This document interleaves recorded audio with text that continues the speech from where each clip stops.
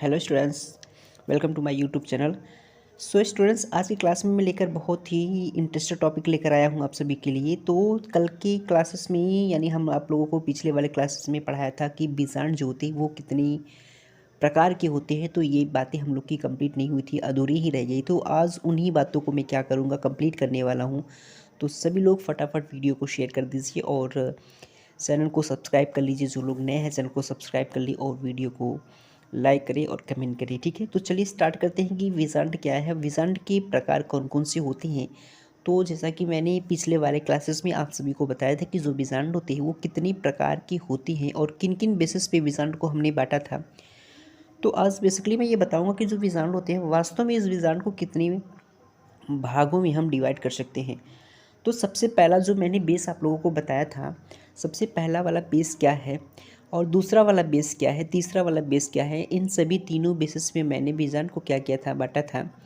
और आज मेरा लाइव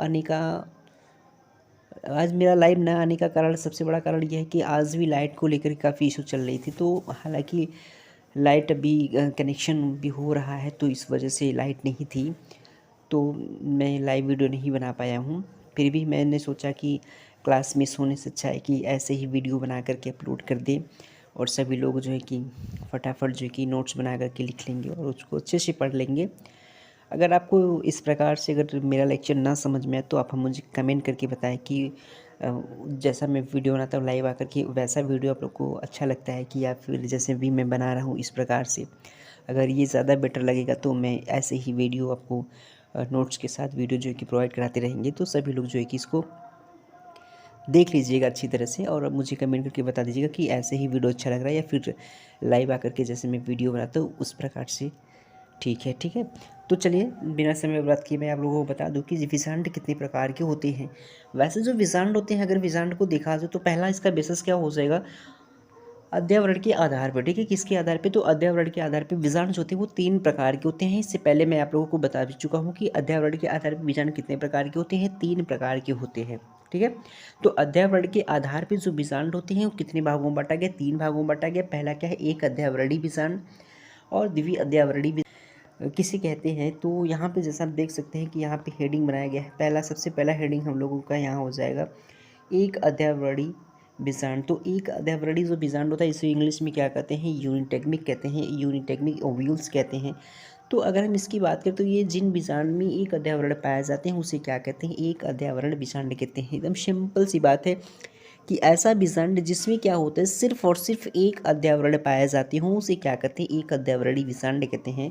जैसे कौन हो जाएगा, तो सूरजमुखी हो जाएगा, गेंदा हो जाएगा इत्यादि, इसके क्या है, इसके एग्जाम्पल्स हो जाएंगे। ठीक है, तो यहीं पे दूसरे ओव्यूल्स की मैं बात कर लूँ तो दूसरा क्या है, द्वितीय अध्यावरण यानी बायोटेग्मिक क्या है, तो बायोटेग्मिक ओव्यूल्स होते हैं जिन बीजांड में क्या होता है, तो जिन बीजांड में 2 अध्यावरण पाए जाते हैं उन्हें क्या कहते हैं, उन्हें द्वितीय अध्यावरणीय विजांड कहते हैं। जैसे ये क्या हो जाएगा, तो अधिकतर पुष्पी जैसे मटर हो गया, चना हो गया, एटसेट्रा जो है ये आपके क्या है, द्विविषांड की क्या है, उदाहरण से है। ठीक है, अब हम बात करते हैं यहीं पे तीसरा बीजांड। तो तीसरा बीजांड क्या हो जाएगा, अध्यावरणीय विहीन बीजांड किसे कहते हैं।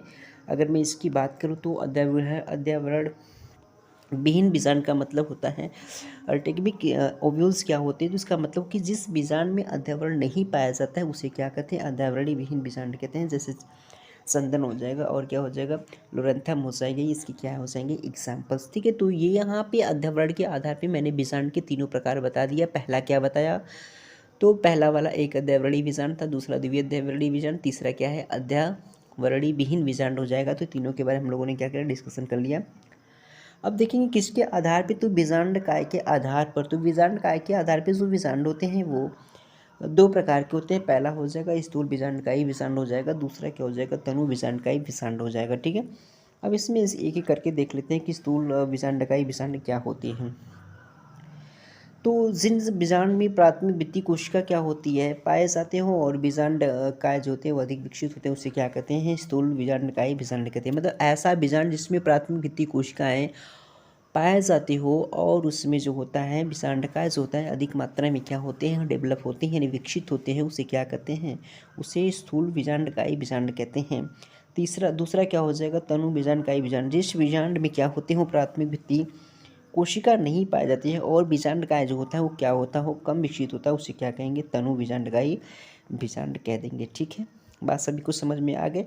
तो ये किस बेसिस पे हमने पढ़ा, तो ये हम लोगों ने पढ़ा बीजांडकाय के आधार पे। ठीक है, अब हम बात करेंगे बीजांडकाय के किसके, तो बीजांडकाय में निभाग तथा बीजांडबिंद के आधार पर अगर देखा जाए तो बीजांड द्वार, निभाग और बीजांडबिंद के आधार पर जो बीजांड होते हैं वो 6 प्रकार के होते हैं। पहला क्या होता है, आर्थोट्रोपस होता है, एनोट्रोपस होता है और क्या होता है, हेमीट्रोपस होता है। उसके बाद अगला मैं बात करता हूँ, अगला क्या हो जाएगा, तो अगला कैम्पैलोट्रोपस हो जाएगा, एम्फीट्रोपस हो जाएगा और क्या हो जाएगा आपका सरसिनोट्रोपस। ठीक है, ये सारा चीज़ पिछले वाले क्लासेस में बताया था। तो आज मैं इन्हीं सभी हेडिंग्स का क्या करूँगा, एक्सप्लेन करूँगा डायग्राम के साथ। मैं आपको बता दूँ कि ये जो बीजांडकाय, बीजांडबिंद और निभाग के आधार पे जो बीजांड को बांटा गया है ये कौन कौन से होते हैं और किस प्रकार के होते हैं। तो सबसे पहले इसमें हो जाएगा हमारा आर्थोट्रोपस। आर्थोट्रोपस जो होता है इसको इंग्लिश में कहा जाता है आर्थोट्रोपस, और हिंदी में इसको हिंदी में क्या कहते हैं, ऋजुवर्ती बीजांड कहते हैं। तो इस प्रकार का जो बीजांड होता है, इस प्रकार का बीजांड क्या होता है, सीधा होता है। और इस प्रकार की बीजांड में बीजांड द्वार और निभाग और तथा बीजांडबिंद जो होता है एक सीधी उदक रेखा में क्या होती है, पाए जाते हैं। और इस प्रकार की बीजांड को क्या कहते हैं, आर्थोट्रोपस कहते हैं। कहने का मतलब यह है कि जो बीजांड होता है, यानी ऐसा बीजांड जिसमें बीजांडवृंत, बीजांड द्वार और आपका जो निभाग है ये तीनों की तीनों क्या होते हो, एक सीधी रेखा में पाए जाते हो, उसे क्या कह देंगे, उसे कह दिया जाएगा आपका आर्थोट्रोपस कह देगा। जैसे पॉलीगोनम, रूमेक्स इत्यादि इसके क्या है एग्जाम्पल्स। तो यहाँ पे बीजांड की संरचना देख सकते हैं कि ये जो माइक्रोपाइल है और ये आपका एम्ब्रियो शेक, ये आपका चला जाए, ये आपका फ्यूनिकल, यानी ये बीजांड वृंत हो जाएगा और ये बीजांड द्वार हो जाएगा और ये क्या हो जाएगा, निभाग हो जाएगा। तीनों क्या है, तो तीनों देख सकते हैं कि तीनों इस सीधी रेखा क्रम में क्या हो रहा है, पाया जा रहा है।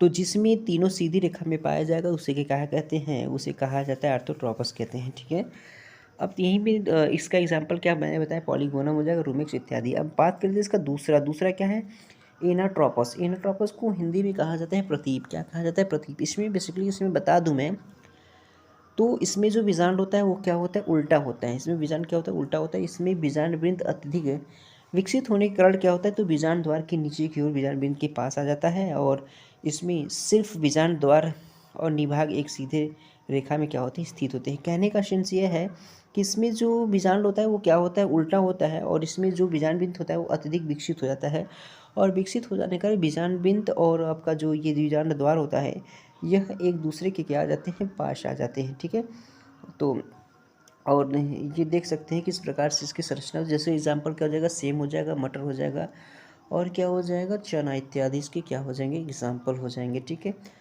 अब हम बात कर लेते हैं इसके अगला अगला क्या हो जाएगा, तो इसमें देख लीजिए अगला हमारा हेमीट्रोपस है। तो हेमीट्रोपस के बारे में हम देख लेते हैं कि हेमीट्रोपस होता क्या है। तो इस प्रकार का जो बीजांड होता है इसमें क्या होता है कि बीजांड द्वार और निभाग एक सीधी क्षैतिज रेखा में स्थित होते हैं और बीजांडबिंद जो होते हैं बीजांड के मध्य समकोण बनाता हुआ जुड़ा होता है। और मतलब इस प्रकार के बीजांड को क्या कहते हैं, हेमीटोपस। मतलब कहने का मतलब यह है ना कि जो इस प्रकार का जो बीजांड होता है उसमें देखा जाए तो निभाग और वो जो आपका एक बीजांड द्वार होते हैं। देखिए आप देख सकते हैं बीजांड द्वार और निभाग, यहाँ पे आप देखिए कि बीजांड, ये आपका बीजांड द्वार है और ये क्या है, निभाग। ये एक क्षैतिज रेखा में क्या होते हैं, पाए जाते हैं। और इसका जो बीजांड वृंत होता है ये बीजांड द्वार से क्या होता है, समकोण यानी 90 अंश की डिग्री पे क्या होता है, ये झुका होता है या मुड़ा होता है। जैसे कौन हो जाएगा, रैननकुलस फैमिली। तो रैननकुलस के जितने भी कुल होते हैं उनमें जो है किस प्रकार का बीजांड पाया जाता है। उसके बाद बात करते हैं कैम्पाइलोट्रोपस। तो कैम्पाइलोट्रोपस क्या होता है कि इस प्रकार का जो बीजांड होता है ये कुछ मुड़ा होता है जिस कारण बीजांड द्वार और निभाग एक सीधी रेखा में स्थित नहीं होती हैं और अतः बीजांड बिंद होते हैं समीप आ जाते हैं। मतलब यह है कि आप देख सकते हैं कि यहाँ पे जो बीजांड द्वार है और ये आपका निभाग है ये एक सीधी रेखा में नहीं पाया जा रहा है, क्योंकि इसका जो बीजांड बिंद है ज़्यादा थोड़ा सा क्या होता है, नीचे की तरफ मुड़ा होता है और इस वजह से क्या होता है, ये एक सीधी रेखा में नहीं पाए जाते। तो इस प्रकार का जो बीजांड होता है, इस प्रकार के बीजांड को क्या कहते हैं, इस प्रकार की बीजांड को कहा जाता है यहाँ पे कैम्पाइलोट्रोपस कहते हैं। जैसे एग्जांपल्स कौन हो जाएगा, तो सीनोपोडियसी हो जाएगा और कैपेरिडेसी हो जाएगा। बात समझ में आ गए सभी लोगों को। उसके बाद पांचवा क्या हो जाएगा, तो वो एम्फीट्रोपस। एम्फीट्रोपस क्या होता है, इस प्रकार का जो बीजांड होता है वो कैम्पाइलोट्रोपस बीजांड से क्या होता है, अधिक जुड़ा होता है और इसमें क्या होते हैं, भ्रूणकोश जो होते हैं वो घोड़े के नाल के समान पाए जाते हैं। ठीक है, तो देख सकते हैं कि इस चित्र में यहाँ पे घोड़े के नाल के समान क्या हो जाता है, इसका जो भ्रूणकोश होता है ये घोड़े के नाल के समान क्या होते हैं, पाए जाते हैं। तो इस प्रकार का जो बीजांड होता है उसे क्या कहते हैं, अब उसके बाद देखिए सर्सिनोट्रॉपस क्या है। तो सर्सिनोट्रॉपस की अगर हम बात करें तो सर्सिनोट्रॉपस होता है इस प्रकार का जो विषाणु होता है, वो विषाणु बिंद बहुत लंबा होकर के विषाणु को चारों ओर से क्या कर लेता है, घेर लेता है, और जिसके कारण इस प्रकार का जो बीजांड होता है वो एक बार उल्टा होकर के फिर सीधा हो जाता है। तो आप देख सकते हैं कि इसका जो बीजांड बिंद है वो क्या होता है, पूरी तरह से क्या होता है, वो पूरा तरह से क्या होता है, मुड़ा होता है। ये देख सकते हैं चारों तरफ से बीजांड को घेर लेता है। तो इस प्रकार के बीजांड को क्या कहते हैं, तो इस प्रकार का जो बीजांड होता है वो आपका सर्सिनोट्रॉपस होता है। जैसे नागफनी हो जाएगा, कैक्टेसी हो जाएगा। तो उम्मीद है कि आप सभी लोगों को ये हमारा क्लास का जो सेशन है समझ में आया होगा। अगले दिन हम मिलेंगे तो आप सबको बताएंगे कि दीर्घ बीजाणु जनन या फिर गुरु बीजाणु जनन किसे कहते हैं, इसके बारे में हम लोग क्या करेंगे, कल की क्लास में डिस्कशन करेंगे। तो आज के लिए इतना ही वीडियो था, और हमें ये ज़रूर कमेंट करके आप लोग बताइएगा कि ये इस टाइप्स का वीडियो आप लोग को अच्छा लगा कि या फिर लाइव आकर के जो मैं वीडियो बनाया था वो अच्छा लगा। तो दोनों में से किस प्रकार का वीडियो आपको अच्छा लग रहा है और किससे ज़्यादा समझ में आ रहा है, आप हमें प्लीज़ कमेंट करके हमें बताइएगा कि कौन सा या किस प्रकार की वीडियो आपको चाहिए। ठीक है, थैंक यू।